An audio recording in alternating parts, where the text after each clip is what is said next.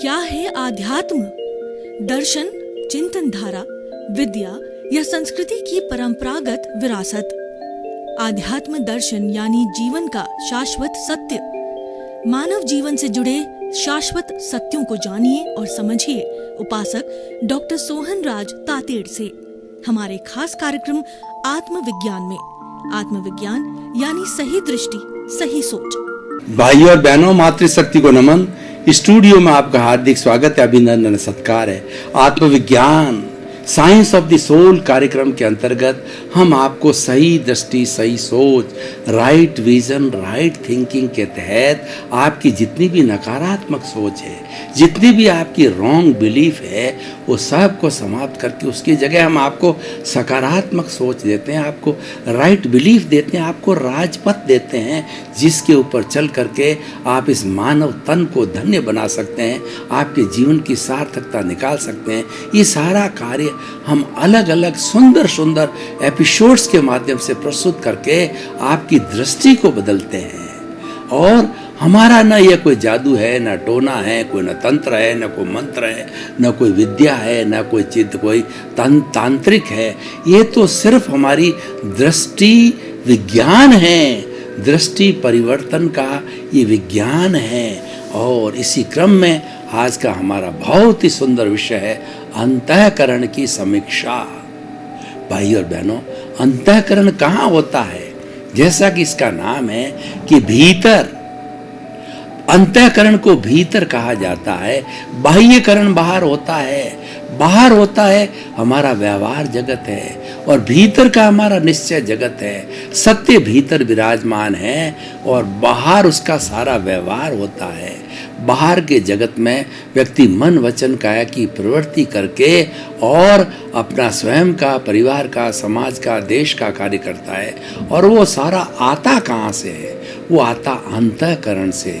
अंतःकरण गंगोत्री है।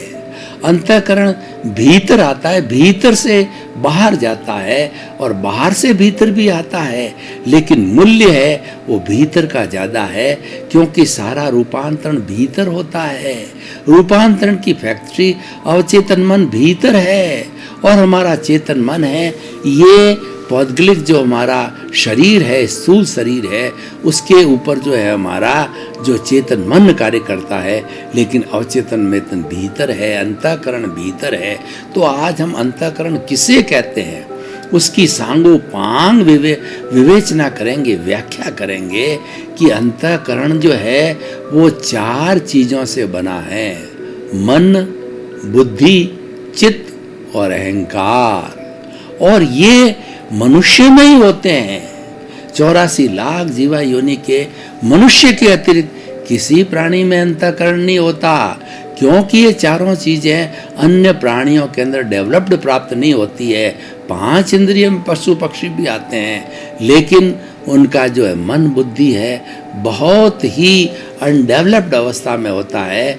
इसीलिए हम जो है उनके अंतःकरण की विशेष जो है कोई भी विशेष अंतःकरण विशेष नहीं होता है, तो हम मनुष्य के अंतःकरण की व्याख्या करते हैं। पहला मन। मन एक पौद्गलिक तत्व है, मन एक नौकर है। मनन से पहले मन होता है, और मनन के पहले मन नहीं होता, मनन के बाद मन नहीं होता। जब हम मनन करते हैं उस समय ही मन होता है, यानी मन जो है पैदा किया जाता है। मन एक बिल्कुल टेम्परेरी तत्व है, और ये नौकर है, ये पौद्गलिक है, और चित्त है वो मालिक है। इसलिए मन को बेचारे को दोष दिया जाता है कि मन लोभी, मन लालची और मन चंचल, मन चोर, मन के मते न चालिए, पलक पलक मन और, मन के जीते जीत है, मन के हारे हार।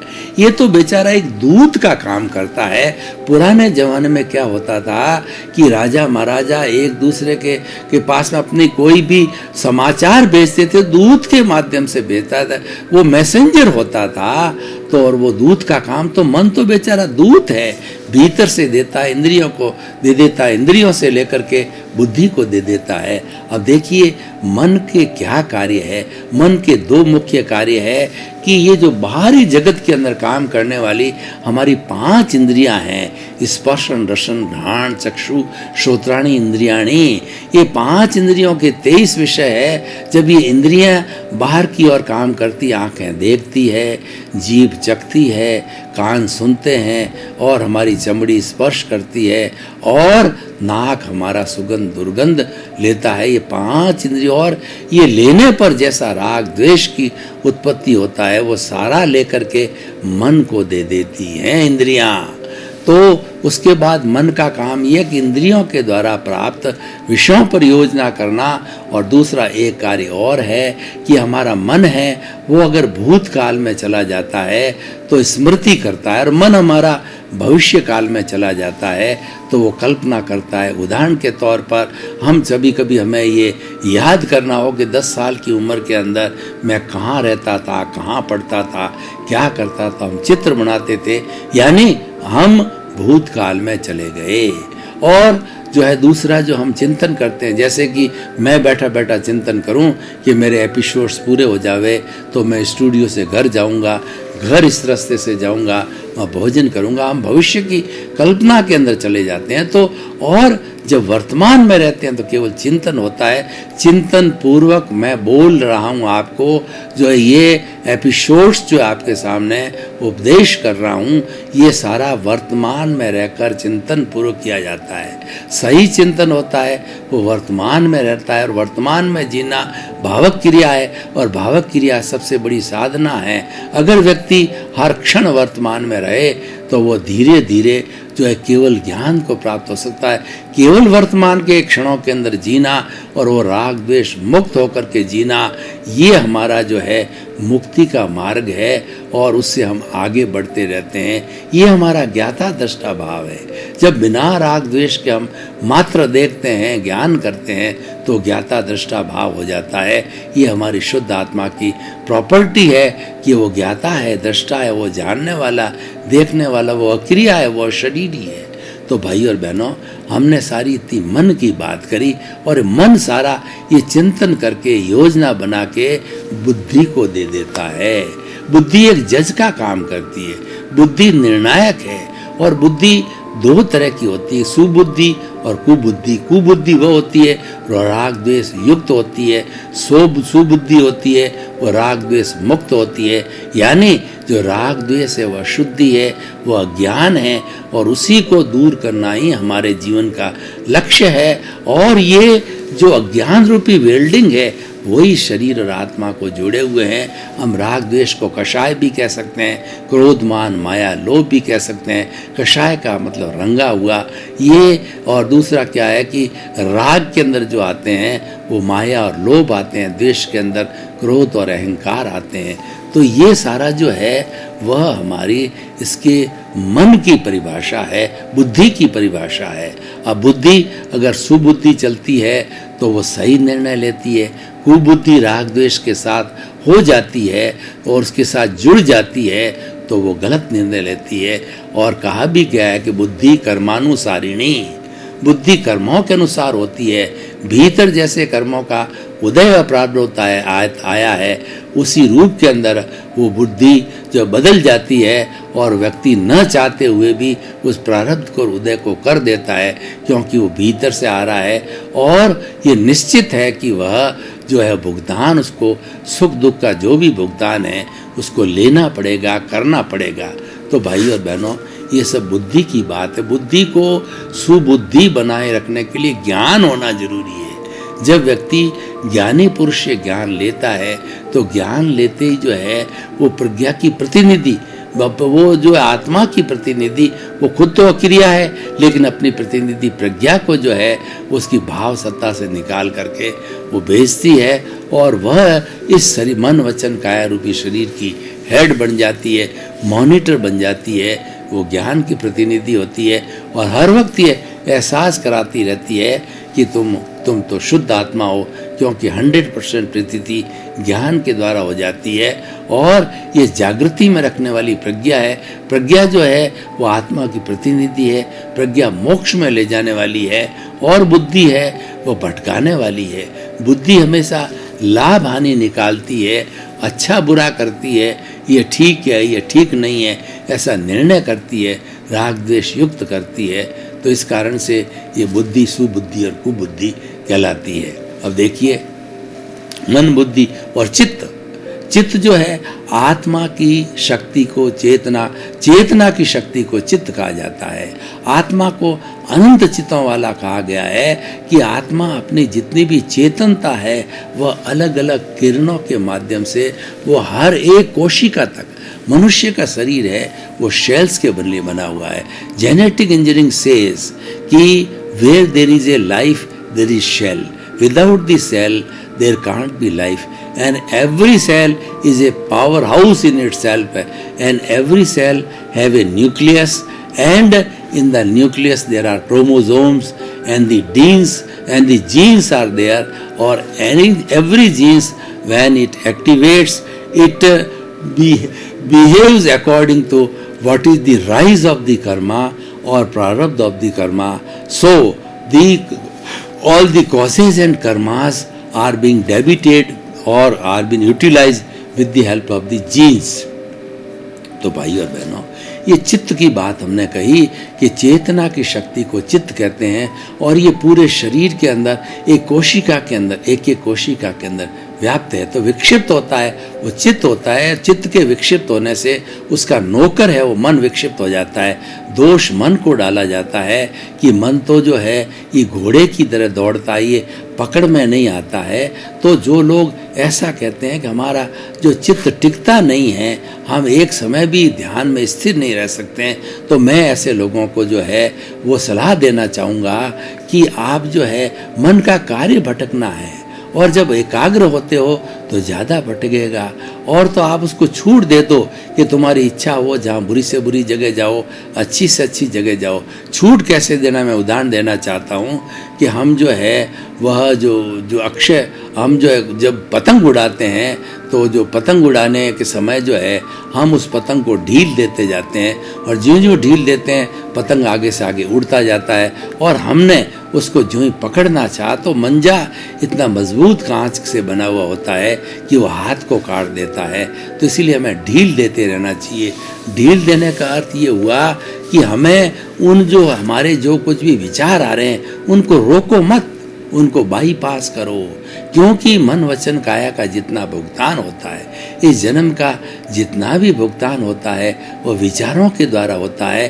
और ये मन वचन काया रूपी शरीर है पूर्व जन्म के कर्मों के भुगतान के लिए मिला है, और सारा भुगतान है वह प्रारब्ध और उदय काल के अनुसार विचारों के द्वारा होता है। तो विचारों के साथ जुड़ो मत। विचारों के साथ जो ही हम जुड़ते हैं तो राग द्वेष से जुड़ जाते हैं, और उनके साथ जुड़ते ही जो है वो हम जो है फिर नए कॉजेज डालना चालू कर देते हैं। तो ये हमने सारी व्याख्या की। मन, बुद्धि और चित्त और चेता अहंकार, अंतःकरण का मालिक है वह अहंकार है। कष्ट कौन भोगता है? अहंकार भोगता है। चार्जिंग कौन करता है? अहंकार करता है। ये सारा जो है, और ये कॉजल बॉडी क्या है? कॉजल बॉडी अहंकार है। अहंकार जड़ है और अहंकार अज्ञान है। इस अहंकार को समाप्त करना ही जीवन का लक्ष्य है, और ये संपूर्ण रूप से समाप्त हो जाता है। यानी अहंकार रूपी जितने परमाणु हैं आत्मा से, कॉजल बॉडी से और हमारे कर्म शरीर से जड़ जाते हैं, तो अहंकार शून्य हो जाता है। और अहंकार शून्य होने के बाद में आत्मा एकदम 24 कैरेट का सोना हो जाती, फिर ये शरीर में नहीं रुकती है, और वह मोक्ष में जाकर के सिद्ध, बुद्ध और मुक्त बन जाती है। तो भाई और बहनों, हमने अंतःकरण की समीक्षा की कि मन, बुद्धि, चित्त और अहंकार। अब देखिए, मन, बुद्धि और चित्त है, ये तो बेचारे साधन है। इनको दूषित करने वाला है वह अहंकार है। और अहंकार अगर शांत है तो मन, बुद्धि, चित्त है वो दूषित नहीं होंगे, वो प्योर रहेंगे।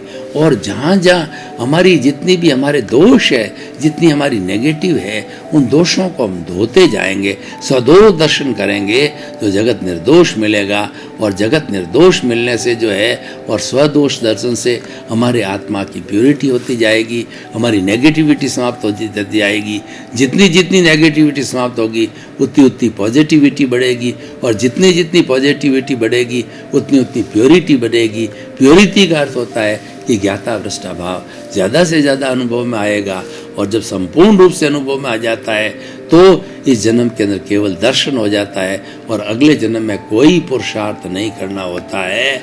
वो आत्मा जिसने कि जो है अब जो जिसने कि आत्मा केवल जो है दर्शन प्राप्त कर लिया है, उसने सत्य को, सनातन सत्य को प्राप्त कर लिया है, तो वो अगले जन्म के अंदर सिद्ध बुद्ध मुक्त जो है वो बन जाएगा धीरे धीरे, उसका अपने पालन करके, अपने दोषों को समाप्त करके, जीरो करके।